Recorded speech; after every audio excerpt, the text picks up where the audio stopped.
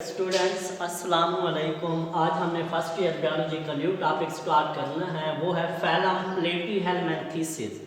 अगर हम इसके कैरेक्टर की बात करें तो प्लेटीहेलमिन्थेसिस जितने भी हैं वो फ्लैट वार होते हैं, यानी इनकी बॉडी जो होती है वो सॉफ्ट होती है।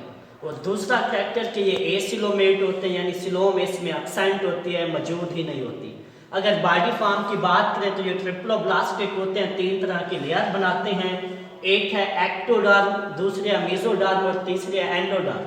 एक्टोडर्म आउटर लेयर होती है, मेसोडर्म मिडल और एंडोडर्म जो होते हैं वो इनर लेयर होती है। अगर इसकी सिमेट्री की बात करें तो मोस्टली जो प्लेटीहेलमिन्थेसिस होते हैं वो अनसेगमेंटेड होते हैं और इनकी जो सिमेट्री होती है वो बायलेटरल होती है। अगर हैबिटेट की बात करें तो मोस्टली प्लेटीहेलमिन्थेसिस एंडोपैरासाइट्स होते हैं, यानी कि endoparasite the parasites which live inside the host body, जो अपने मेजबान के जिस्म के अंदर पाए जाते हैं। फॉर एग्जांपल कि वो एंडोपैरासाइट्स टेलिया सोलियम, ये आपके पास टेप वार्म होते हैं, फेसियोला हेपाटिका ये लिवर फ्लूक होते हैं, और स्केस्टोसोमा ये आपके पास ब्लड फ्लूक होते हैं। अगर हम इसके साइज की बात करें तो प्लेटीहेलमिन्थेसिस का साइज फ्यू मिलीमीटर से लेकर सेवरल मीटर तक होता है, यानी मिलीमीटर से स्टार्ट होता है और मीटर पे जाके एंड होता है। अगर इसके डाइजेस्टिव सिस्टम की बात करें तो इनका डाइजेस्टिव सिस्टम जो होता है वो सैक टाइप होता है, यानी एक थैली नुमा होता है। अगर हम इसके एक्सक्रीटरी सिस्टम की बात करें तो वो कंसिस्ट ऑफ ब्रांचिंग ट्यूब्स, वो ट्यूब्स के ऊपर मुश्तमिल होता है, और इन ट्यूब्स के एंड के ऊपर flame cells are present, flame cells मौजूद होते हैं। अगर हम इसके नर्वस सिस्टम की बात करें तो इनका nervous system consist of ganglia, ganglia के ऊपर मुश्तमिल होता है। गैंग्लिया कहते हैं क्लस्टर ऑफ न्यूरॉन सेल, यानी न्यूरॉन के गुच्छे को कहते हैं। इसके रेस्पिरेटरी और सर्कुलेटरी सिस्टम जो होता है इनमें वो अब्सेंट होता है, मौजूद ही नहीं होता। अगर हम इसके लोकोमोशन की बात करें तो ये जितने भी प्लेटीहेलमिन्थेसिस होते हैं वो show locomotion with the help of cilia, cilia की मदद से वो अपनी लोकोमोशन करते हैं। अगर इसकी रिप्रोडक्शन की बात करें तो asexual and sexual reproduction takes place in प्लेटीहेलमिन्थेसिस।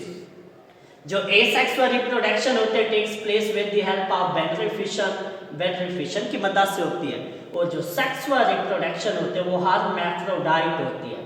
हर्मैफ्रोडाइट का मतलब है मेल और फीमेल रिप्रोडक्टिव ऑर्गन्स जो होते हैं are present in the same animal. एक ही जानदार के अंदर अगर मेल और फीमेल रिप्रोडक्टिव ऑर्गन पाए जाते हैं तो उसको हम नाम देते हैं हर्मैफ्रोडाइट, और इसके अंदर जो सेक्सुअल रिप्रोडक्शन होती है वो हर्मैफ्रोडाइट होती है। इसके बाद दूसरा किंगडम है आपके पास फैलम एनालिडा, दूसरा फैलम जो है। एनालिडा की जो बॉडी होती है वो सेगमेंटेड होती है, यानी ज्यादातर ये मेटामेरिक सेगमेंटेशन को शो करते हैं, यानी ये इनके जिस्म के ऊपर टुकड़े होते हैं, गत्ते मौजूद होते हैं।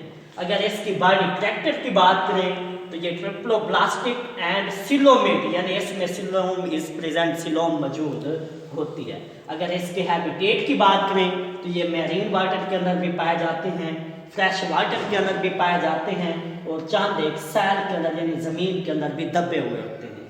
अगर इनके डाइजेस्टिव सिस्टम की बात करें तो इनका digestive system consist of alimentary canal, ये खुराक वाली नाली के ऊपर मुश्तमिल होता है।